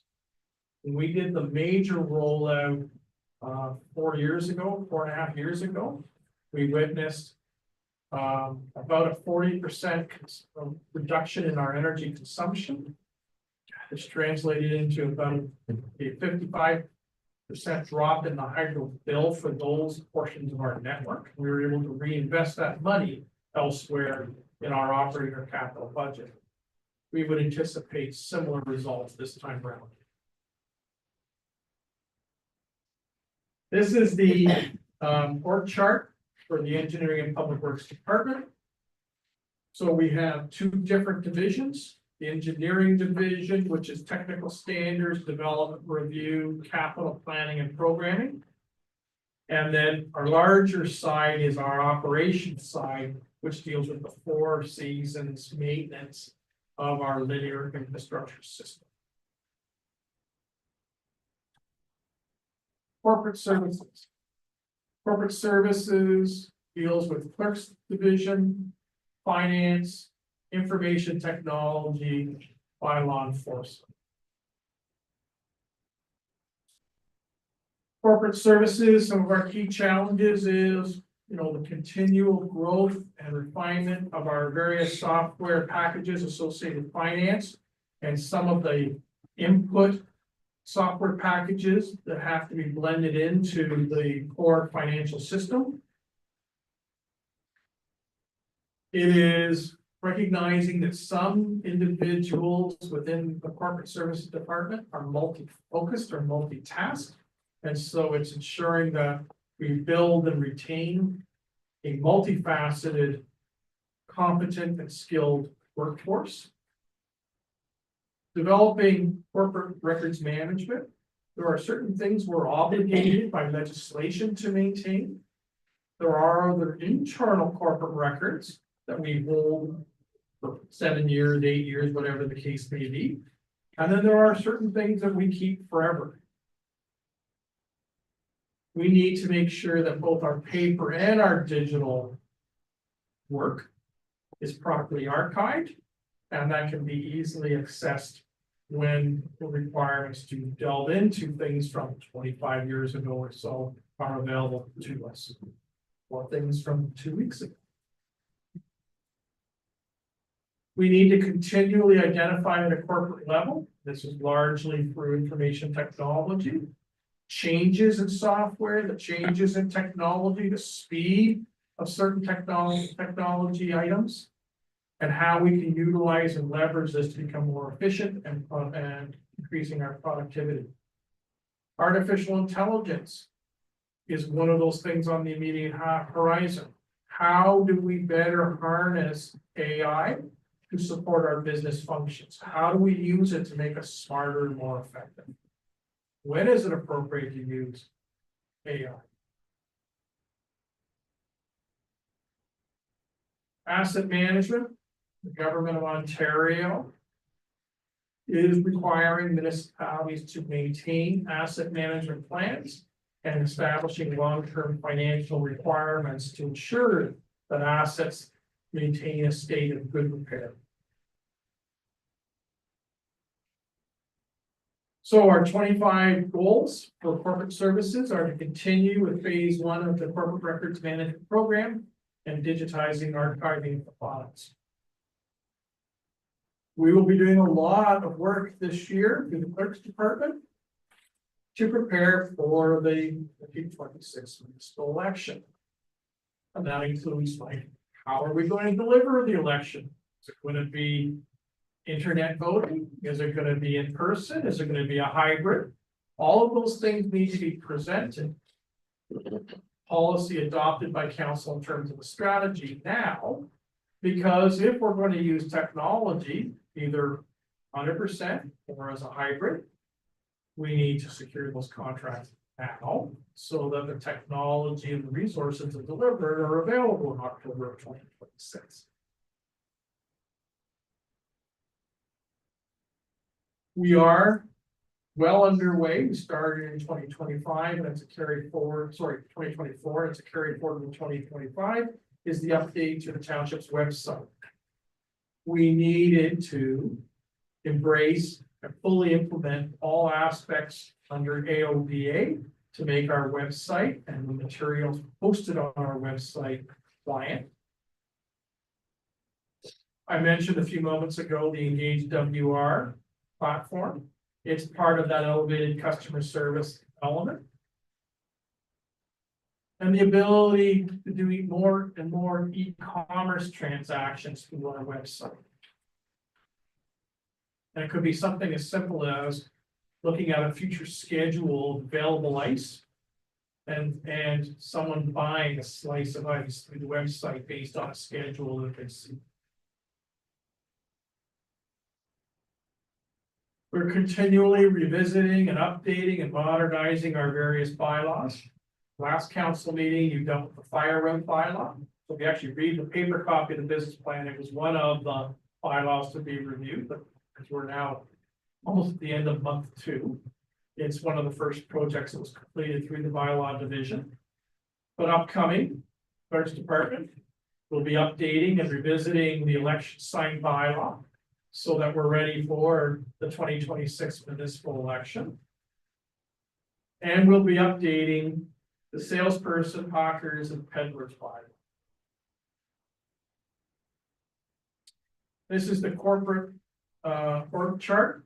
And as you can see, it's the different portfolios of treasury, clerks, information, technology, and bylaw enforcement. Leisure and community services. Council in 2022 undertook the first ever delivered leisure services master plan. And it looked at existing gaps that were in the community, but also took a forward-looking lens of how to grow opportunities for indoor or outdoor leisure or recreational opportunities. And it looked at the urban-rural divide. How better could we serve all parts of the township?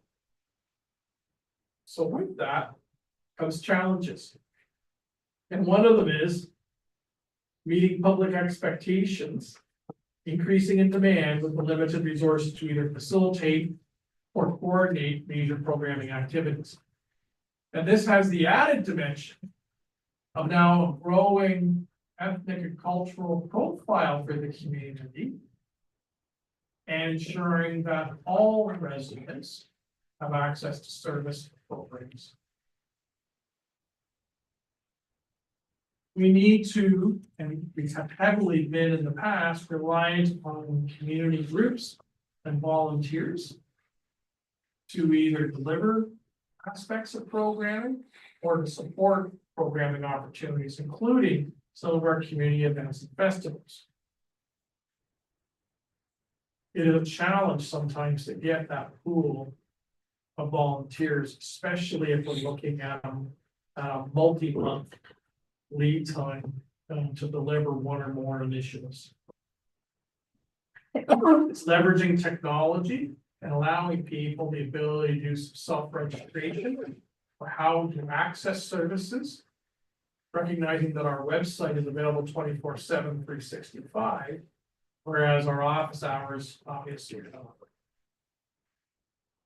It's continuing to cultivate, grow our memorandums of understanding or service level agreements where we can identify one or more organizations to assist with delivering programs or services to complement the township and to be aligned with and consistent with the overall tenets of the leisure services master plan. It's the timing and the ability to meet those new services or programs, which require constant vigilance by council as part of the annual budget process. It is growing both indoor and outdoor opportunities in the rural countryside and our rural settlement areas. So in some cases, it may be looking at third-party locales that we don't control and renting space, leasing space on an as-required basis. Or it's growing capacity within some of our outlying rural parks. Or a combination thereof. So some of the key deliverables for leisure and community services in 2025. We did in August of 2022, we got a work plan. It looked at 5 years. And each year we had certain deliverables on priority bases that would inform what the target would be for that year. And so we'll be doing the 2025 work program coming out of the approved schedule of events from August of 22. We'll be continuing to look at those indoor, outdoor opportunities in the rural countryside or rural settlements. First for presentation to the Leisure and Lifestyle Advisory Committee, and then with recommendations to Township Council. It is to take key information that was in our facilities strategy from 2 years ago, as it relates to either lowering operating costs through better use of technology and or to reduce our greenhouse gas emissions. Our facilities are one of our largest sources of GHG emissions in the corporation. And under the direction of Township Council to advance forward with the Twin Pad project here at the NDCC, and then to start that lead preparation, support of the adaptive reuse and major rehabilitation of the air community section. This is obviously a multi-year linked initiative, and therefore, that work's It actually started 3 years ago. But you know, as part of that continuum aspect, but the two projects are intimately linked.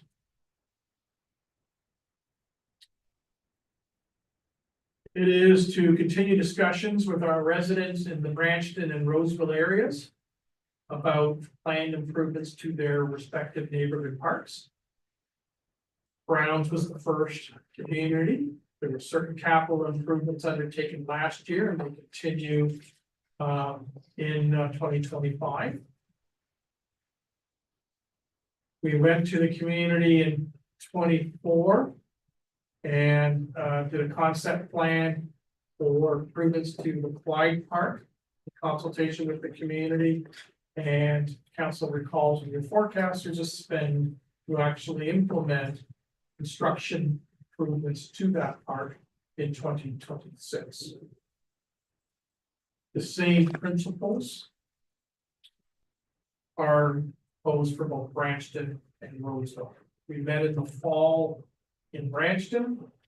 We need to return back to the community with some of those early concepts to see whether or not the elements that were identified are properly captured, refine and tighten up that concept for presentation to the council based on that community engagement. And we'll be embarking upon those discussions with the residents in Roseville. And then we're going to try and develop some relationships with external partners to actually try and deliver some training, volunteer recruitment and engagement that will help perhaps our township advisory committees grow their capacity and their output, utilize their time better, but also our community organizations and volunteer groups. To help us deliver a robust program, we are heavily reliant on third parties, largely through our community groups and volunteers who bring certain passion or expertise, but now it's growing their capacity and helping us in delivery of one or more future programs or events. And this is the org chart for leisure and community services, and it's basically broken into two different portfolios. One is on the operations side, whether it be the facilities or our parks and open space systems. And obviously, depending upon the time of year, we have a different mix of employees on the operations side. And then on the other side, we have our community outreach, engagement, and programming side. Development services made up of the two portfolios of building and planning. This department on the planning side has undergone a significant change in both in terms of skill sets as well as responsibilities. And so as council on your decision-making role and responsibilities. You are now responsible to administer the regional official plan in addition to your local official plan. And of course, we'll be embarking upon the preparation of the new official plan in 2025 as part of the 2025 capital budget. Council is now the approval authority with responsible for plans of subdivision and plans of condominium. And you are also, through staff, responsible for the municipal plan review function, which means matters of provincial interest are assessed down locally. We have that obligation to administer the municipal plan review program on behalf of the province of Ontario. That has required licensing agreements with certain provincial ministries, training for township staff to properly understand the various data sets that have been provided to us. It also means our roster of peer review consultants and the breadth of the skill sets they bring has grown exponentially. So the council, when you see reports, there's the number of agencies commenting are now significantly reduced, and you will see more encompassing comments internally from township staff. See, really, if I may, so do we have the staff to meet the demand now? At present, you know, obviously, if the rate of growth grows exponentially, we'll have to revisit. But right now, we have the right complement of staff. Thank you. I mentioned previously that there's been transformative change at the province of Ontario in terms of the land use planning roles and responsibilities, but also how development applications are being processed, including time periods. These all have to be reflected in how we do business, but also our policy documents, including our new official plan.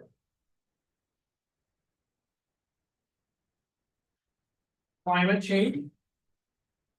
And from a land use perspective, we'll be looking at how we develop new greenfield sites, how we work with and encourage existing homeowners to retrofit their homes to embrace new opportunities to either be conscious of water use and or reduce their carbon footprint.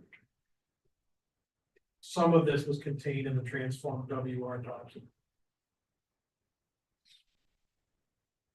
So some of the key goals for development services. The council is now responsible for growth management, which means also policy forecasts for residential and non-residential growth out to 2051, from looking at the present period. The new provincial planning statement obligates us to have reference to the Ministry of Finance population modelings through to 2051. We'll be able to use alternative employment modeling because of the study that we're doing through the Waterloo EDC. All of these aspects will now inform a new official plan for the Township of North Dumfries.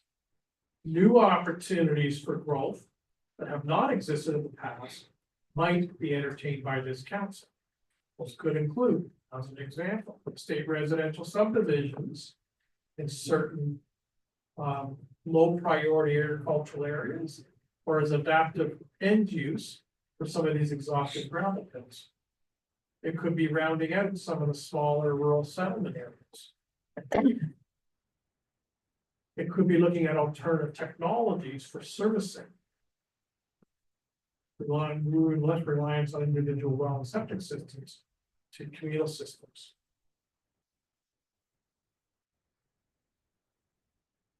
As part of the 2025 capital budget, funds were set aside to prepare a new official plan and retaining consultant to help us do the heavy lift in terms of writing that new draft official plan with a significant component of public engagement. The province, as of right, in urban areas, allows up to 3 residential units in any lot that allows a residence, which provides of either a single detached, semi-detached, or townhouse dwelling. We need to modernize our existing policies. We locally have always allowed ancillary dwelling units in the rural countryside and rural settlements. We need to modernize our policies though. As you've seen, we've had to do a number of site-specific minor variances. It tells us that our standards, although not required, if we're gonna have ancillary dwelling units, they need to be more responsive to the emerging built form. We're gonna be updating the township building bylaw so that our internal processes and protocols reflect the changes that have been introduced recently into the Ontario Building Code. But there's also a better performance and consistency in terms of how we will deal with building permit applications, the processing of those applications and the associated inspection services. The township has been partnering with the 6 other area municipalities across Waterloo region in working with what we call high building performance standards. We're actually hosting an open house here tomorrow night. And this is looking at both at lot level controls as well as measures that could be incorporated either into new construction or renovations into existing building stock to make them more responsive to energy efficiency, groundwater use, stormwater management practices, or the like. And this is the development services organization chart, and as you can see, it's the two different portfolios, one being aligned with land use planning, which is dealing with not only development review, but policy development, and on the other side being building division, which is responsible for the administration of the Ontario Building Code. So, Madam Mayor, that brings to close the walkthrough at a high level. Council might be aware of the various departments in the corporation and their associated department business plans. And the recommendation of staff is that council adopt the business plans for the purpose of guidance. And then we would publish those business plans on our website. Thank you, CEO McNeely. If you could take down your script, thank you. Councilors, any questions or comments? Isn't that interesting? Wow. I have a really bizarre one. So, if. we go like whatever, okay. This is going back to budget.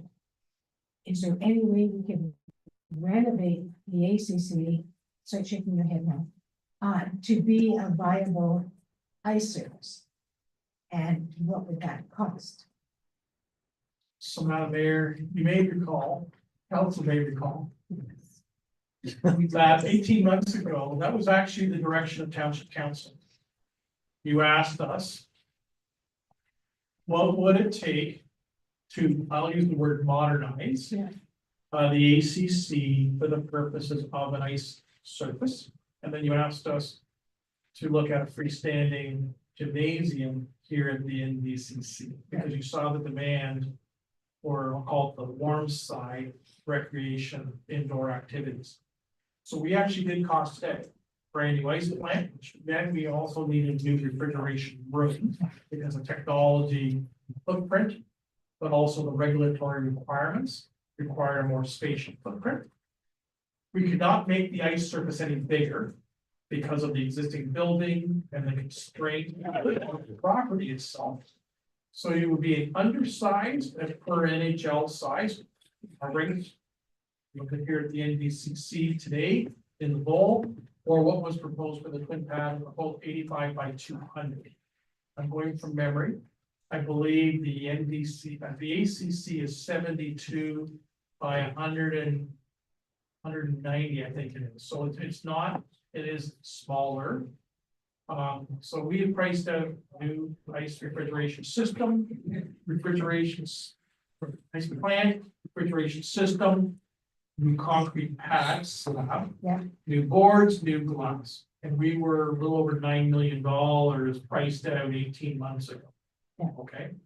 And then the large freestanding gymnasium, which had been here, which would have been an extension out, was around $9 million. Okay. So we did cost that out. It is possible, council last August. We told us, no, we're gonna go back to the idea of the twin pad.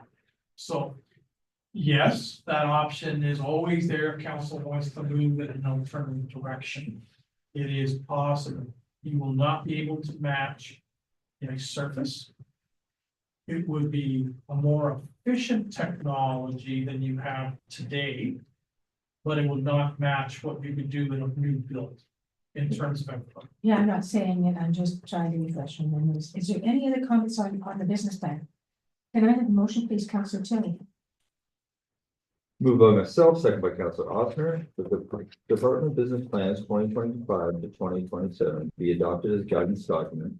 And that the Department Business Plans 2025-2027 be posted to the Township's website. All those in favor?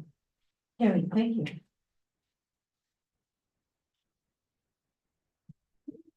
Now, Consideration to approve the 2025 operating and capital budget. Is there any questions or comments before we go here? Seeing none, Council Osmer, please. Moved by myself, second by Councillor Tilly, that FIN report number 05-2025 be received. And that the 2025 budget be approved, and that bylaw number 3544-25, being a bylaw to approve the Township of North Dumfries 2025 budget with a tax levy of $8,427,827, plus $130,600 for the air special area levy be presented for first, second, and third reading at the February 19th, 2025 meeting. And that the 2025 municipal tax rates be approved following the Regional Waterloo Council adoption of the 2025 tax ratio policy. All those in favor? Thank you. And I believe next we have the bylaws, Council Williams, please. Moved by myself, second by Council Oster, that the following bylaws be read a first and second time. Bylaw number 3544-25, being a bylaw to approve the Township of North Dumfries 2025 budget. Bylaw number 3545-25, being a bylaw to confirm the proceedings of special council budget meeting held on February 19, 2025. All those in favor? Carried, thank you. And Council Osmer, the third reading of bylaw, please.